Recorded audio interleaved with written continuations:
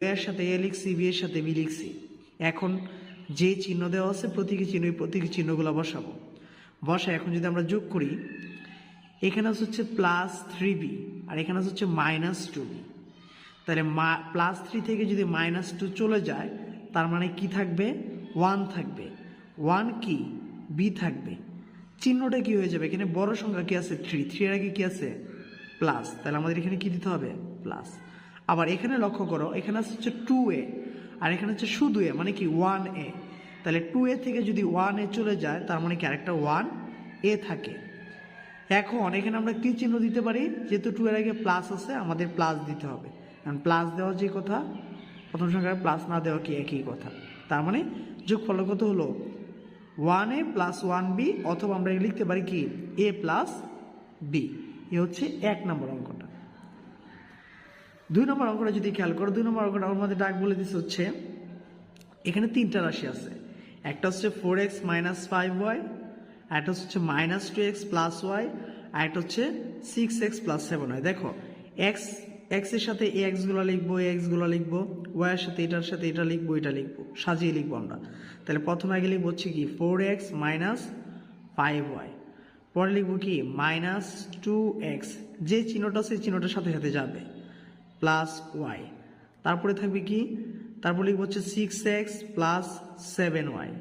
যেহেতু আমরা যোগ করতেছি, আমরা লক্ষ্য করি ভালো করে, যেহেতু আমরা যোগ করতেছি তাহলে যোগ করার জন্য প্রথমে লক্ষ্য করব এই y এর আগে মনে মনে একটা কি আছে? 1 আছে, তার মানে 1y আর হচ্ছে 7y। তাহলে 7 আর 1 যোগ করলে কত হবে? 8। 8 থেকে যদি 5 চলে যায় তাহলে কত থাকবে? 3, মানে কি 3y। কি চিহ্ন হবে?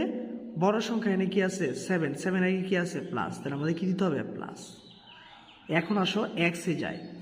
এখানে এই 6 এর আগেও কি প্লাস চিহ্ন আছে, 4 এর আগেও প্লাস চিহ্ন আছে। তাহলে 6 আর 4 যোগ করলে কত হবে? 10x থেকে যদি আমরা 2x বাদ দিই, অর্থাৎ 10x থেকে 2x চলে গেলে কত থাকবে? 10 থেকে 2 চলে গেলে হচ্ছে 8, মানে 8x। এটা হচ্ছে কি আমার আনসার। এবং চিহ্নটা কি হবে? প্লাস চিহ্ন হবে, এই জন্য চিহ্নটা আর দিলাম না।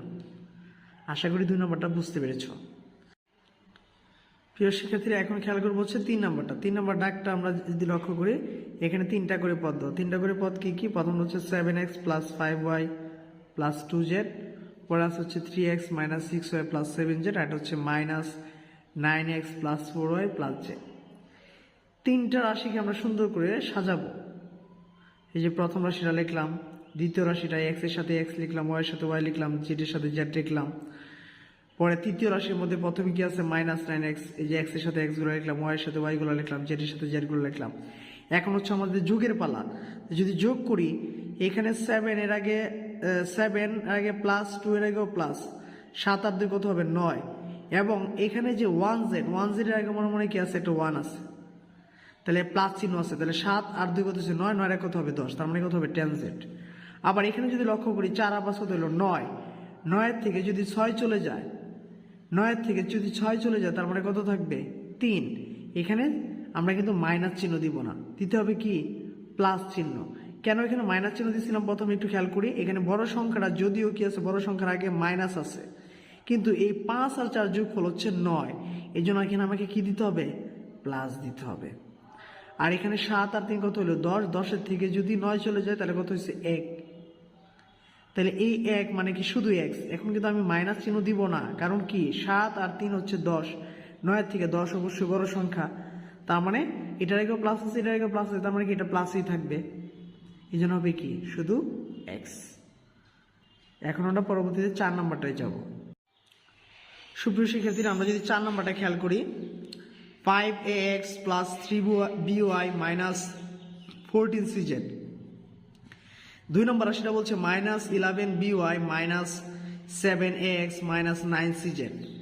এবং 3 নম্বর রাশিটা বলছে 3ax + 6by - 8cz। প্রথমে আমরা সাজায় লিখবো।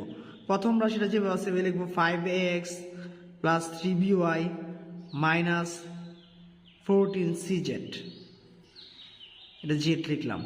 ওরা হচ্ছে -11by, আমরা by এর সাথে by এটা সাজায় লিখবো, যে 11by -7x, x এর সাথে x গুলা সাজায় লিখবো, 9cz, cz এর সাথে cz গুলো সাজায় লিখবো, আবার প্রথমে 3 নম্বর রাশির মধ্যে প্রথমে আছে কি 3x, এক্স এর সাথে এক্স গুলো সাজিয়ে লিখবো, প্লাস 6by, by এর সাথে by গুলো সাজিয়ে লিখবো। তারপর হচ্ছে সিজেড, সিজেড এর সাথে সিজেড গুলো সাজিয়ে লিখবো, যেভাবে আছে সংখ্যাগুলো এইভাবে লিখবো। লেখার পরে এখন যদি আমরা যোগ করি, এখন খেয়াল করো এখানে আছে কোনোটা কিন্তু প্লাস চিহ্ন নাই, তাহলে সবগুলো এখানে কি চিহ্ন দেওয়া, মাইনাস চিহ্ন দেওয়া। তা মাইনাস চিহ্ন দেখলে আমরা এভাবে মনে রাখবো, মাইনাস মাইনাস ধরে নাও তুমি ঋণ। মনে করো কারো কাছ থেকে ঋণ মানে ধার নিছো 14, তারপর নিছো আরো 9, তারপর নিছো আরো 8, তার মানে কি ঋণের সংখ্যা অবশ্যই তোমার বাড়বে। তাহলে ঋণ কত বাড়বে, 14 আর যদি 9 আমরা যোগ করি তাহলে হবে 23, 23 এবং 8 যদি আমরা যোগ করি তাহলে কত হবে 31, তার মানে কি 31CZ। এখানে বড় সংখ্যা বলতে বুঝাইতেছে সবগুলো সংখ্যার আগে কি আছে, মাইনাস। তো এখানে বড় সংখ্যার আগেও কি আছে, মাইনাস, তার মানে কি মাইনাসই থাকবে। এরপরে আমরা যদি খেয়াল করি এখানে আছে 3by, মাইনাস 11by, আবার কি 6by, সরি এখানে 6by হবে। আচ্ছা তাহলে এখন খেয়াল করো এই 6 আর 3 যোগ করলে কত হচ্ছে 9, আর এখানে কত মাইনাস 11, তাহলে 11 থেকে মাইনাস 11 থেকে যদি প্লাস 9 চলে যায় তার মানে কি থাকবে, -2 থাকবে। -2 কি হবে, by। আমি আবারও বলি 6 আর 3 হচ্ছে 9, 11 থেকে 9 চলে গেলে হচ্ছে কত, -2, মানে এই জন্য কি লিখলাম -2by। প্রথম পদটা যদি খেয়াল করি এখানে হচ্ছে 5ax আর হচ্ছে 3x, 5 আর 3 যোগ করলে কত হবে 8ax, 8ax থেকে যদি 7ax চলে যায় তার মানে কি থাকবে, শুধু 1ax, তার মানে 1ax লেখা যে কথা শুধু x লেখা কি একই কথা। আশা করি 4 নাম্বারটা সবাই বুঝতে পেরেছ। এখন আমরা দেখব হচ্ছে যে 4-এর সর্বশেষ অঙ্ক 5 নাম্বার যোগটা আমরা ভালো করে খেয়াল করব। ডাকটা যদি খেয়াল করি ডাকটার মধ্যে আছে হচ্ছে 12x plus 15y minus 10z, 15z minus 24x minus 9y, আর তৃতীয় নম্বর পদটা আছে হচ্ছে -6y plus 12x minus 5z। আমরা প্রথমে এগুলো একটু সাজায় লিখব, 12x plus 15y minus 10z। তারপরে প্রথমে কি আছে 15z, 15 আগে মনে মনে কি চিহ্ন আছে, প্লাস, তাহলে যেখানে z আছে এখানে আমরা সাজায় লিখবো, যে লিখলাম 15z মাইনাস 24x, এই যে -24x, কি আছে -9y, যে লিখলাম -9y। আমরা শুধু সাজায় লিখতেছি, প্রতীকগুলোর সাথে সাজায় সাজায় সবগুলো লিখবো। পরে কি আছে, প্রথমে কি আছে -6y, যে লিখবো -6y। পরে কি আছে +12x, যে লিখবো +12x।